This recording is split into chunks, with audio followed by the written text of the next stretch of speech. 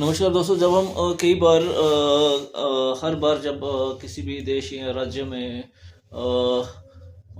चुनाव की प्रक्रिया होती है तो उसमें कई राजनीतिक दलों की एक सभाएं होती हैं और सभा में ढेरों उनके सुनने वाले उनके दर्शक वहाँ पर आते हैं और जब वो वहाँ पर आते हैं उनको हर तरह की सुविधाएं दी जाती हैं। उनको एक अच्छा खाना दिया जाता है, अच्छा उनको बैठने का पूरा वो प्रावधान रखा जाता है। और उसके बाद सरकारी कई जब सरकारें चुनकर आती हैं तब भी सरकार चाहे कुछ आपको दे ना दे लेकिन आपको अनाज अच्छे से देगी। आपको अनाज की कमी नहीं आने देगी। कम से कम इतनी कमी तो नहीं आने देगी कि आपको आपको अपनी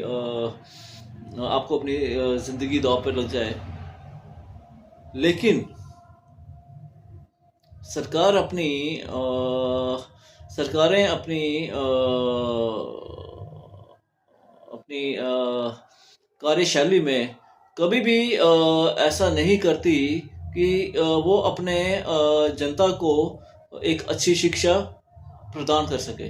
वो इसलिए हो जाती है कि जनता के पास और अच्छी शिक्षा आ गई तो जनता सचेत हो जाएगी और जनता सचेत हो गई तो प्रश्न करेगी तो अपना अधिकार मांगेगी। और जब अधिकार की बारी आएगी तो सरकार के पास या मैं बोलूं कि उस राजनेता के पास उनको देने के लिए कुछ भी नहीं होगा।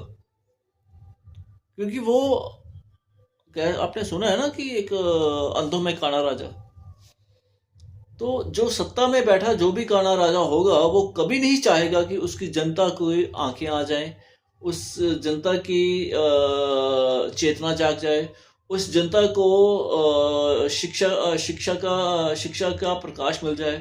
क्योंकि वो शिक्षा का प्रकाश ही होगा जो उसको एक अंधेर नगरी से बाहर लाएगी, एक अंधेरे साम्राज्य से उसको बाहर लाएगी। वो उसको ऊंच नीच जात पात और नफरत की राजनीति से बाहर लाएगी।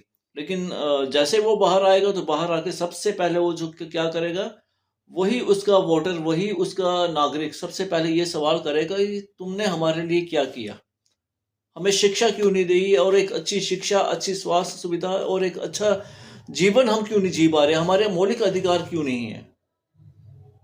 जिस दिन जनता को इस चीज का एहसास हो गया, शिक्षा का एहसास हो गया, शिक्षा की शक्ति का एहसास हो गया, उस दिन आप समझना कि राजनीतिक दलों की सभाएं छोटी छोटी होती रहेंगी और राजनीति नेताओं का